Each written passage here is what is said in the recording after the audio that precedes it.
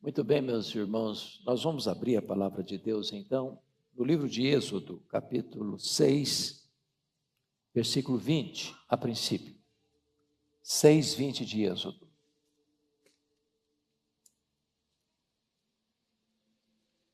Convido toda a congregação para a leitura em uníssono. Vamos juntos? Arão tomou por mulher a Joquebede, sua tia, e ela lhe deu a Arão e Moisés. E os anos da vida de Arão foram 137. Agora, números 26, 59.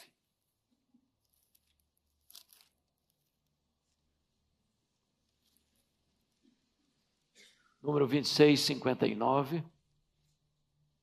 Vamos também fazer essa leitura em conjunto.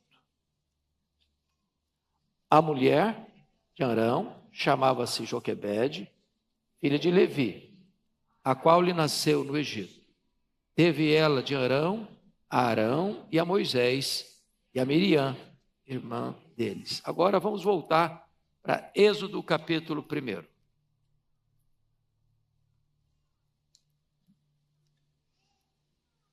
Começando a leitura no verso 5.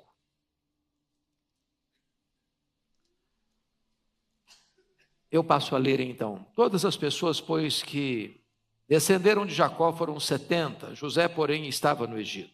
Faleceu José e todos os seus irmãos e toda aquela geração. Mas os filhos de Israel foram fecundos e aumentaram muito e se multiplicaram e grandemente se fortaleceram de maneira que a terra se encheu deles. Entremente se levantou um novo rei sobre o Egito que não conhecera José. Ele disse ao seu povo: eis que o povo dos filhos de Israel é mais numeroso e mais forte do que nós. Eia, usemos de astúcia para com ele, para que não se multiplique. E seja o caso de que, vindo guerra, ele se junte com os nossos inimigos e peleje contra nós e saia da terra.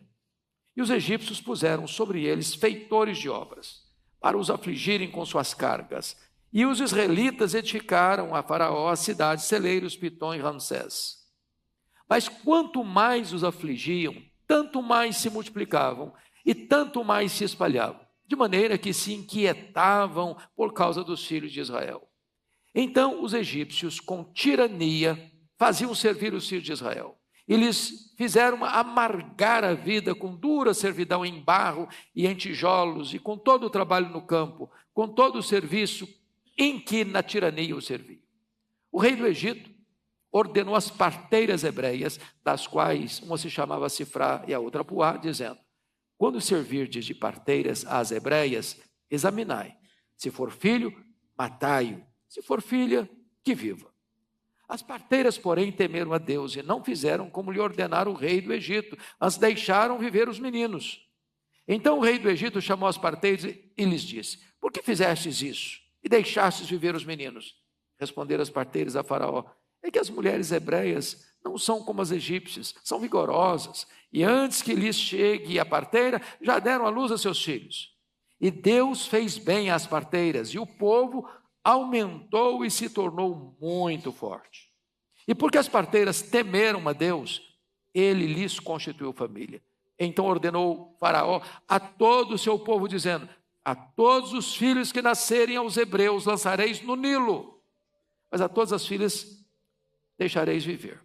Foi-se um homem da casa de Levi, casou-se com uma descendente de Levi, e a mulher concebeu e deu à luz um filho, e vendo que era formoso, escondeu-o por 3 meses. Não podendo, porém, escondê-lo por mais tempo, tomou um cesto de junco, calafetou-o com betume e piche, e pondo nele um menino, largou-o no carriçal à beira do rio. A irmã do menino ficou de longe, para observar o que lhe haveria de suceder. Desceu a filha de Faraó para se banhar no rio, e as suas donzelas passeavam pela beira do rio. Vendo ela o cesto no carriçal, enviou a sua criada e o tomou. Abrindo-o, viu a criança, e eis que o menino chorava.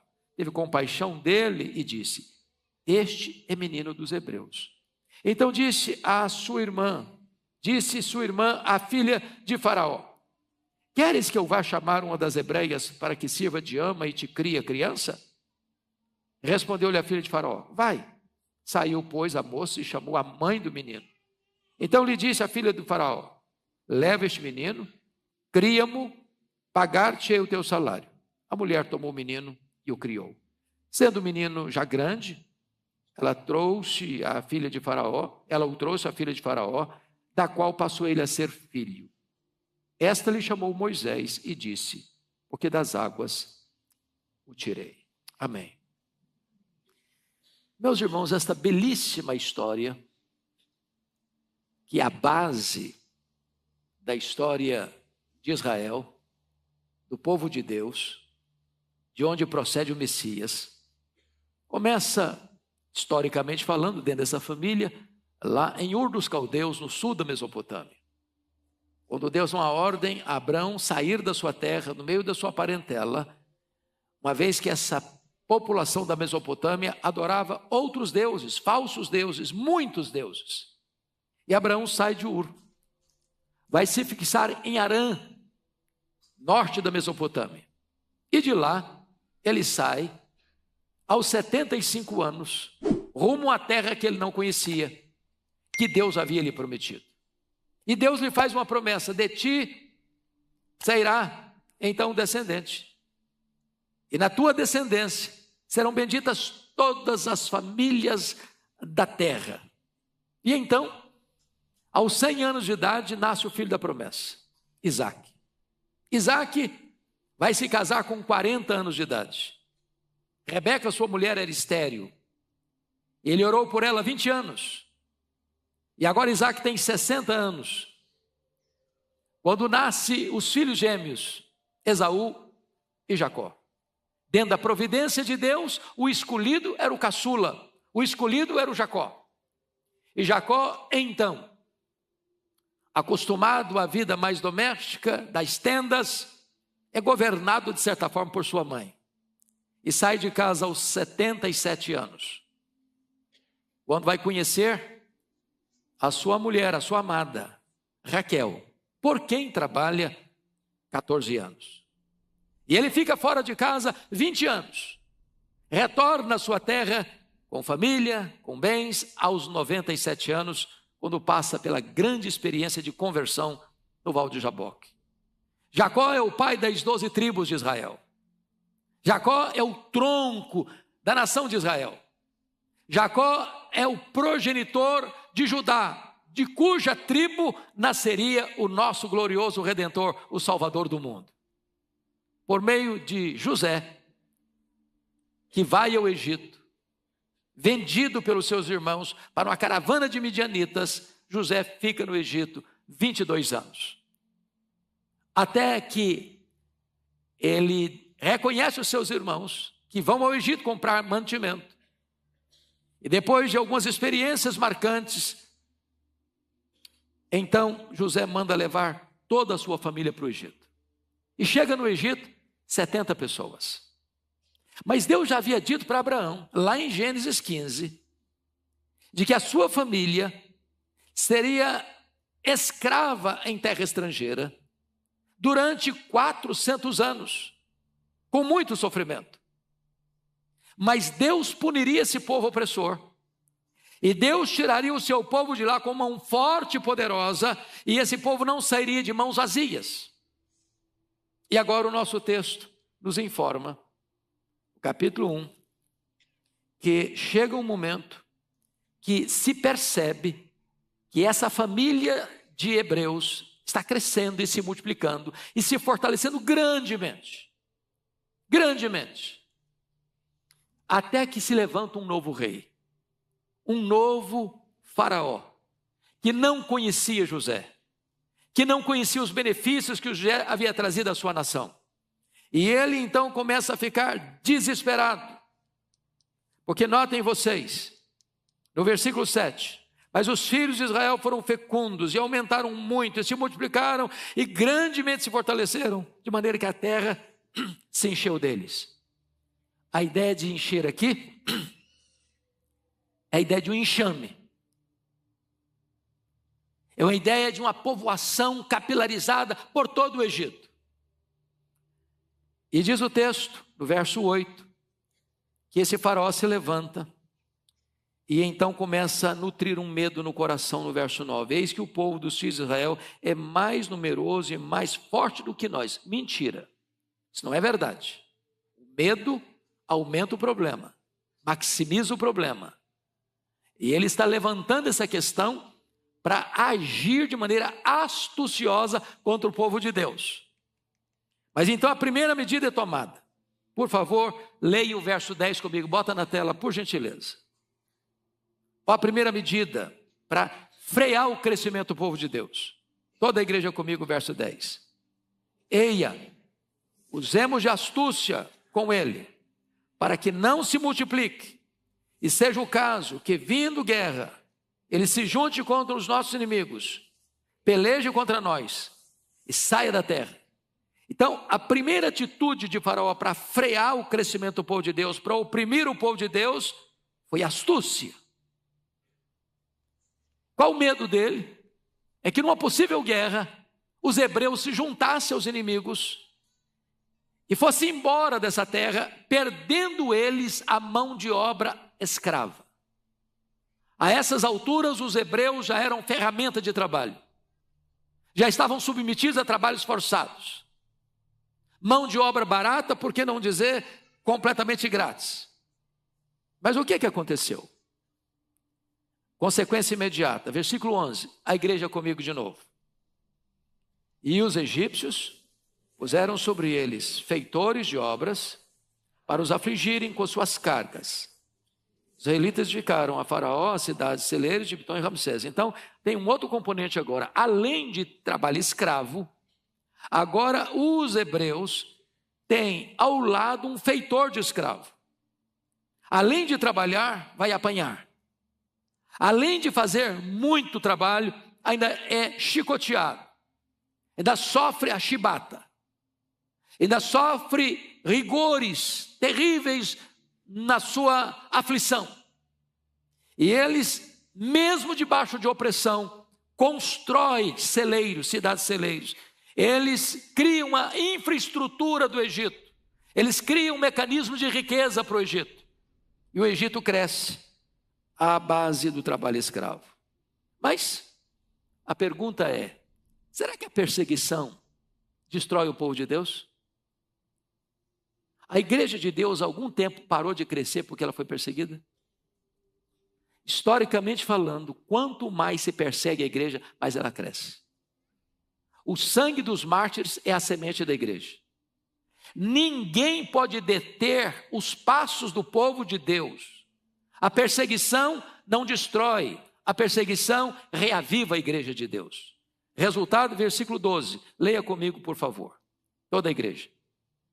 Mas, quanto mais os afligiam, tanto mais se multiplicavam e tanto mais se espalhavam, de maneira que se inquietavam por causa dos filhos de Israel. Esse é o povo de Deus. Bate igual a massa de pão. Quanto mais bate, mais cresce. Quanto mais persegue, mais avança. E aí o que acontece? Faraó parte para uma outra alternativa. Aperta mais as tarraxas. Dobra mais a aposta. E o versículo de número 13 vai mostrar. Vamos ler 13 e 14, por favor. Então, os egípcios, com tirania, faziam servir os filhos de Israel. Eles fizeram amargar a vida com dura servidão, em barro e em tijolos, e com todo o trabalho no campo, com todo o serviço em que na tirania os serviam. Agora não é só escravidão. Agora não é só um feitor de escravo batendo neles. Agora eles fazem o trabalho com tirania, com dor, com amargura de alma, com muita opressão, com muito sofrimento. O povo de Deus está sendo torturado e subjugado. Pois bem, não resolveu o problema. Aí o faraó parte para uma medida mais radical ainda. E eu chamo a sua atenção para essa medida. Por favor, versículo 15 e 16, vamos ler. O rei do Egito ordenou as parteiras hebreias, das quais um chamava Sifrá e a outra Puá, dizendo: quando servirdes de parteira às hebreias, examinai, se for filho, matai, se for filha, que viva. Então, três coisinhas para esclarecer. Primeiro, é que essas duas parteiras certamente eram parteiras chefes, que coordenavam outras parteiras. Nós estamos falando de uma população de praticamente 2 milhões de pessoas. 600 mil homens, fora mulheres e crianças. É claro que 2 parteiras não dão conta dessa multidão toda. Agora, notem uma coisa. O que é uma parteira? O pessoal que foi criado na roça como eu nasci com parteira. Ela é o que? Agente de vida. Ela traz à luz vida. Ela explode alegria porque traz nas suas mãos um ser que está vivo, que vai viver, que vai ser uma bênção. Mas ele inverte os papéis. A parteira vai ser agente de morte. Segundo elemento. Ele convoca parteiras hebreias para matar meninos hebreus. Ele não está convocando parteiras egípcias para matar meninos hebreus. Ele está querendo criar uma fissura entre o seu próprio povo. Ele está querendo gerar uma crise de ódio, de raiva, de sentimento de vingança dentro do povo de Deus. Ele quer que as parteiras hebreias matem os meninos hebreus. Agora, matar os meninos hebreus significa acabar com a população. Acabar com a população é acabar com a promessa. Faraó não está se insurgindo apenas contra os hebreus, ele está se insurgindo contra a promessa de Deus, ele está se insurgindo contra o próprio Deus. Ele quer anular o projeto de Deus. Mas aqui tem algo lindo, e eu gostaria de destacar para vocês. Versículo 17, leia comigo.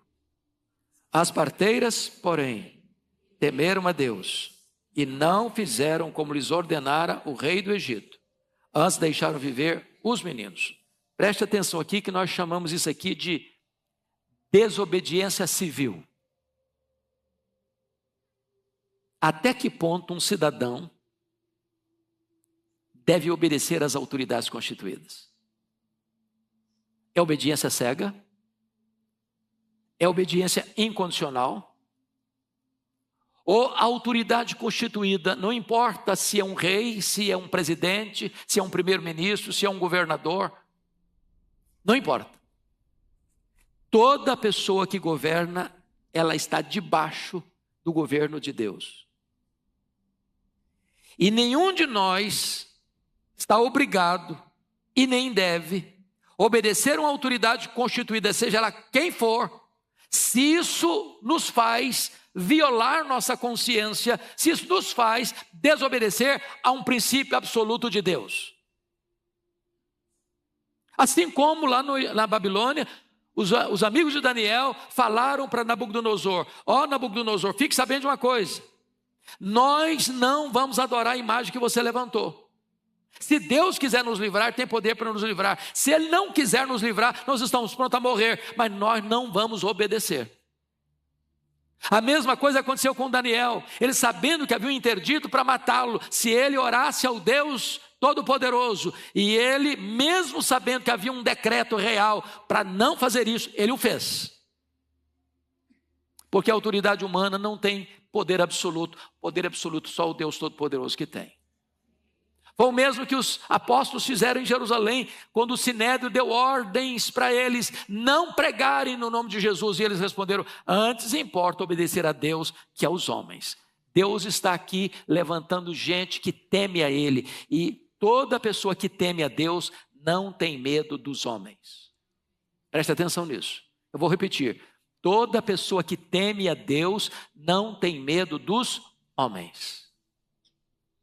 O que aconteceu com essas parteiras? Faraó as confrontou e elas deram uma boa desculpa. E talvez você mas elas mentiram. Aí entra a questão da ética cristã, e eu vou fazer uma perguntinha muito básica para você não ficar em crise com a sua consciência. Imagine que você esteja com a sua família na sua casa. Espero que nunca aconteça isso. Chega um bandido armado, e o seu filho correu e se escondeu. E o bandido pergunta para você assim: tem mais alguém nessa casa? Onde ele está? Eu tenho que ser verdadeiro, eu tenho que dizer onde está. Meu filho se escondeu lá no quartinho. Você faria isso?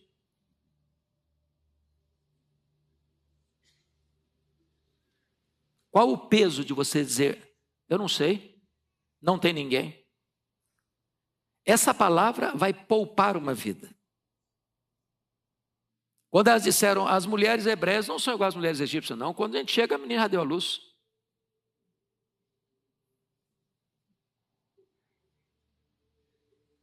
A Bíblia diz que Deus honrou essas mulheres. Porque a atitude delas foi uma atitude de temor a Deus e não de subserviência a uma autoridade absolutista. Mas notem que Faraó, então, parte para a última postura e radical para impedir o crescimento do povo de Deus. Confira comigo, por favor, o versículo 22, toda a igreja comigo. Vamos juntos? Então, ordenou o Faraó a todo o seu povo, dizendo: a todos os filhos que nascerem aos hebreus, lançareis no Nilo, mas a todas as filhas deixareis viver. Agora preste atenção que a primeira atitude de despotismo contra a vida é uma ordem às parteiras hebreias. Agora a ordem é a todos os filhos, a todo o seu povo. Agora os fiscais do faraó é o próprio povo egípcio. Dizendo o seguinte, olha, quando nascer um menino, investiguem para mim. Se for menino, tem ordem para pegar esse menino e jogar no Nilo. O Nilo, vocês bem sabem que é o rio mais longo do mundo. O Nilo é o maior rio do Egito. O Nilo era infestado de crocodilos.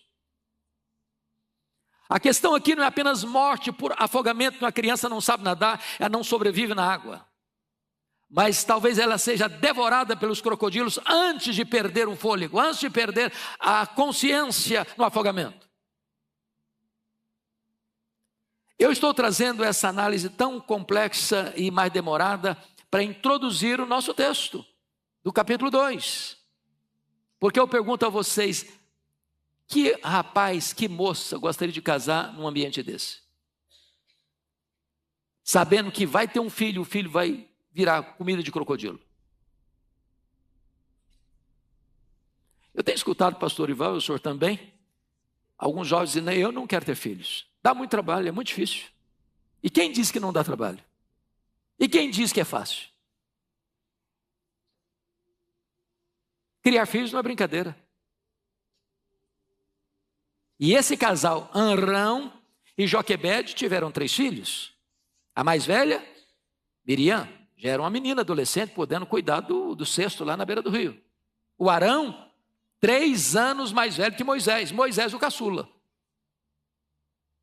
Diz Atos capítulo 7 e Hebreus capítulo 11, que quando o menino nasce, aqui dá a impressão, conforme versículo 2, a mulher concebeu e deu à luz a um filho, e vendo que era formoso, escondeu por 3 meses. Eu pergunto a vocês, que filho não é formoso para a mãe? Tem algum? Tem bebê que não é bonito mesmo, não. Depois fica lindo, maravilhoso. Agora, o texto lá no Novo Testamento não diz que ele era formoso, assim, de bonitinho, não. Era formoso aos olhos de Deus. Podia até ser bonitinho. Formoso aos olhos de Deus. Deus tinha um propósito. Então, a primeira coisa que eu chamo a sua atenção, mamãe está aqui, é que nós criamos nossos filhos e vemos os nossos netos crescerem num ambiente muito hostil. Muito hostil. E louvado seja Deus, que a Igreja Presbiteriana de Pinheiros está preocupada com isso, está pensando numa escola de princípios, porque a situação aí está tão difícil, tão difícil. Eu estive o ano passado no Canadá, eu fui pregar numa cidade daquele país, trabalho à tarde, e uma mãe me procura, com o coração muito perturbado, e disse, pastor Hernandes, o meu filho foi para a escola hoje, pela primeira vez, com 5 anos de idade. E hoje, o professor que o recebeu, chamou à parte e disse, você é quem escolhe se você quer ser homem ou mulher, menino ou menina. para uma criança de 5 anos, no primeiro dia de aula. Nós estamos vivendo uma época em que a mídia torna tudo comum. E há poucos dias eu perguntei, por que essa explosão, dessa confusão mental na vida de tantas pessoas? E a pessoa me respondeu, pastor, é a mídia que incentiva. São as escolas, muitas delas regidas por esse pensamento. Vivemos num mundo de violência, vivemos num mundo de confusão, vivemos num mundo de perturbação, vivemos num mundo de opressão. Mas nem por isso nós deveríamos abrir mão de sonhar. Nem por isso os jovens solteiros e os jovens casados deveriam abrir mão de ter filhos para a glória de Deus. O mesmo Deus que guardou Moisés, o mesmo Deus que deu graça e fé para Arão e Joquebede, pela fé, guardar aquele menino, esconder aquele menino 3 meses, é o Deus que vai dar força, vai dar fé, vai dar coragem, vai dar estratégias para você proteger os seus filhos do mal.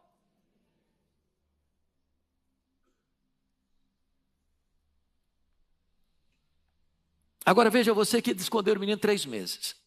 Gente, bebê chora ou não chora? Quando é que bebê chora? Quando está com fome? Quando está sentindo dor?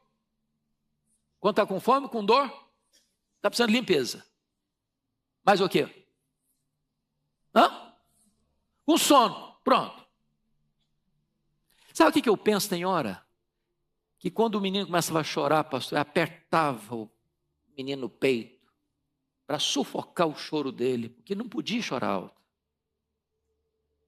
As casas daquela época, irmãos, não são como as nossas casas, chiques, grandes, bonitas, não.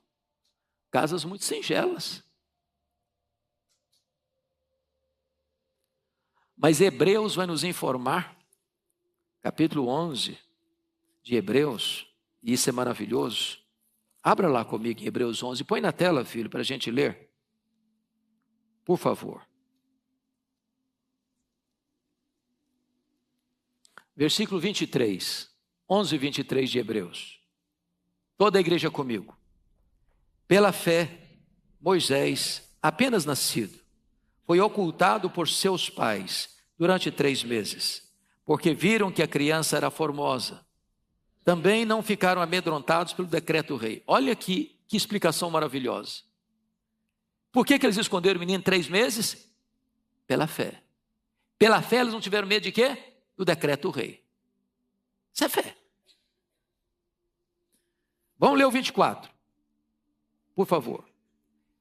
Pela fé, Moisés, quando já homem feito, recusou ser chamado filho da filha de Faraó, preferindo ser maltratado junto com o povo de Deus, a usufruir prazeres transitórios do pecado, porque considerou o opróbrio de Cristo por maiores riquezas do que os tesouros do Egito, porque contemplava o galardão. Então vamos perceber algumas coisas agora, irmãos, no capítulo 2. Depois de 3 meses, a Joquebede pensou assim, não dá mais para segurar. Ela dá mais um passo de fé. Vou fazer um cesto. Vou calafetar esse cesto. Vou botar um menino no cesto. E vou soltar no carriçal, ou seja, aquelas plantas de papiro, às vezes, que davam na beira do rio. Agora, preste atenção nisso. A palavra cesto aqui, no hebraico, é arca. E a palavra arca só aparece 2 vezes no Velho Testamento, só 2 vezes. A arca de Noé e a arca de Moisés. A arca de Noé significou o quê? Salvação.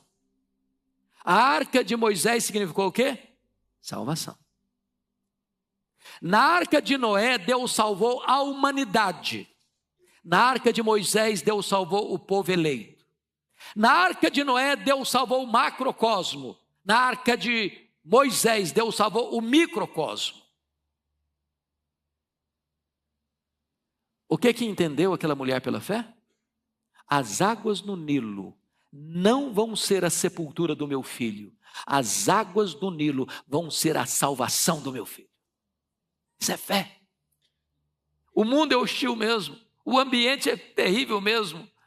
As escolas hoje, em grande parte, oferecem riscos e perigos também, além da educação. O que você vai fazer? Vai recuar? Vai amedrontar? Vai ficar com medo? Não vai querer ter filhos? Vai querer parar? Em nome de Jesus, não. É hora de agir pela fé. De entender que os nossos filhos são belos, lindos, preciosos aos olhos de Deus. Leia, por favor, comigo Atos capítulo 7. Vamos ver o discurso de Estevão quando ele faz referência a esse caso. Atos 7, por favor. Versículo 20. Ponha na tela para toda a igreja ler comigo. 7:20. Atos. Vamos lá, toda a igreja. Por esse tempo, nasceu Moisés, que era formoso aos olhos de Deus. Por 3 meses foi ele mantido na casa de seu pai. Quando foi exposto, a filha de Faraó o recolheu e criou como seu próprio filho. E Moisés foi educado em toda a ciência dos egípcios e era poderoso em palavras e obras. Quando completou 40 anos, veio-lhe a ideia de visitar seus irmãos, os filhos de Israel. Bom, então chama a sua atenção para esse ponto aqui. O menino era formoso aos olhos do pai e da mãe, bonito para tirar fotografia, fazer um álbum bonito? Não, formoso o quê? Aos olhos de Deus. Isso é muito mais do que um menino bonitinho. Os pais perceberam que tinha um projeto de Deus na vida daquele caçula. Agora, vamos voltar para o texto de Êxodo 2. Esse texto retrata 4 mulheres que marcaram a vida de Moisés. Primeira mulher que marcou a vida de Moisés, Joquebede. Aliás, 3 mulheres, né? Joquebede. Aliás, 4. Joquebede. Segunda mulher, Miriam, sua irmã. Terceira mulher, a filha do faraó. A 4ª mulher da vida dele, a Zípora, a sua esposa. A história de Moisés está cercada por mulheres. E mulheres que foram usadas por Deus para poupá-lo, para educá-lo, para instruí-lo, para instrumentalizá-lo. Então diz o texto que a Miriam está lá com a arca na água, no meio do carriçal. E notem que o cesto foi colocado no lugar estratégico. Já tinha se estudado isso. O local onde a filha do faraó tomava banho com as suas moças. E de repente, a filha do faraó avista a arca. Manda trazer a arca. Abre a arca. E tem um bebê lindo. 3 meses. Que começa a chorar.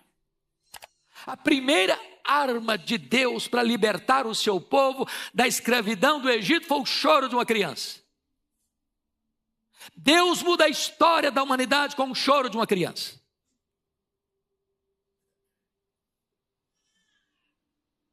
Eu acho incrível a presteza e rapidez e sabedoria da Miriam. Quando chega para a filha do faraó e diz: você não quer que eu arranje uma mãe para cuidar dessa criança? E aqui tem tudo a providência de Deus. E a filha do faraó disse: eu quero, claro, eu quero. Ela correu para a mãe Joquebede e falou: mamãe, a arca funcionou. Deus honrou sua atitude de fé. A arca foi encontrada. E foi encontrada pela filha do faraó. E ela está dizendo que quer uma mãe para cuidar do menino. Não tem ninguém melhor que a senhora. E aí a Joquebede vai, toda posuda, toda tranquila. E olha, eu vou te pagar para você cuidar dele. Agora pensa como Deus é maravilhoso. Um menino marcado para morrer, agora é educado por quem? Pela mãe. Recebendo um régio salário. Essa é a recompensa da fé. Agora, preste muita atenção nesse ponto. Deus está resolvendo alguns problemas na vida de Moisés. Primeiro problema, Deus o livra da morte. Segundo problema emocional.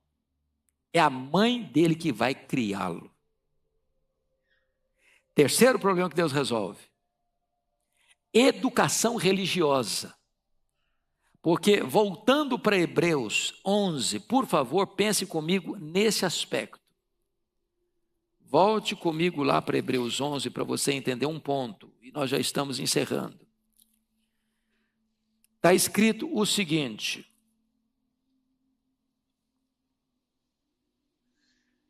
preste atenção aqui, versículo 24. Pela fé, Moisés, quando já homem feito, recusou ser chamado filho da filha de Faraó, preferindo ser maltratado junto com o povo de Deus ao usufruir prazeres transitórios do pecado. Porquanto considerou o opróbrio de Cristo por maiores riquezas do que os tesouros do Egito, porque contemplava o galardão. E eu pergunto a vocês, onde ele aprendeu isso? Foi no palácio do Egito? Foi estudando as ciências ocultas do Egito? E a resposta é um sonoro não. As verdades que marcaram a vida de Moisés, que fizeram dele o homem que foi, o libertador, o legislador, o intercessor, o grande líder que conduziu o povo pelo deserto, foram as instruções que ele recebeu na primeira infância, na casa do seu pai e da sua mãe. Então, pelo amor de Deus, desculpe da expressão tão forte, não terceirize a educação dos seus filhos na primeira infância. Não entregue nas mãos do Estado a educação dos seus filhos. Nem coloque na conta da igreja. A igreja assessora, a igreja ajuda. O pastor Ival diz constantemente isso aqui: a fé começa em casa. É lá na infância que você vai instruir. E se você plantar a semente da verdade do Evangelho no coração e na mente das suas crianças, elas vão crescer. E quando forem velhas, isso vai direcionar a vida delas para ser a grande vetor para tomar as maiores e melhores decisões da vida. Mas finalmente, em quarto lugar, Deus resolveu o problema da formação acadêmica. Porque o texto vai dizer que Moisés vai estudar as ciências do Egito, matemática, arquitetura, medicina. Ele vai se tornar um homem de cultura enciclopédica, importantíssimo para o que ele escreveu, o Pentateuco, importantíssimo para as experiências que ele teve como legislador, importantíssimo para a posição dele de liderança, para tirar o seu povo da amarga escravidão do Egito. Então, Deus é esse Deus maravilhoso, que usa as mais diversas ferramentas para cumprir os seus santos propósitos. E permita-me concluir dizendo que Joquebede foi uma mãe muito bem-aventurada. O nome Joquebede significa Jeová é a sua glória. Essa mulher só é mencionada 2 vezes na Bíblia, os 2 textos iniciais que lemos, Êxodo 6:20, número 26:59. Mas essa mulher, preste atenção, e eu vou pedir que você acompanhe a leitura comigo que eu farei em Miqueias 6:4. Tem uma informação muito linda sobre ela. Olha o que está escrito aqui. Miqueias 6:4. Já que está na tela, vamos todos ler. Pois te fiz sair da terra do Egito e da casa da servidão te remi. E enviei adiante de ti Moisés, Arão e Miriam. Preste atenção nisso. Essa mãe é mãe de 3 filhos, Miriam, Arão e Moisés. Moisés foi o libertador, Arão foi o sumo sacerdote, Miriam foi profetisa e musicista. Essa mãe, num tempo de opressão, entregou à história 3 grandes líderes da nação. Que exemplo. Então, pergunta a você, que tipo de mãe você tem sido? Segundo, que tipo de investimento você tem feito em seus filhos? Terceiro, quais são os seus sonhos? Quais são os seus ideais em relação aos seus filhos? E a minha oração é que Deus levante Joquebedes na nossa geração. Que Deus levante Moisés na nossa geração. Que Deus os abençoe. Amém.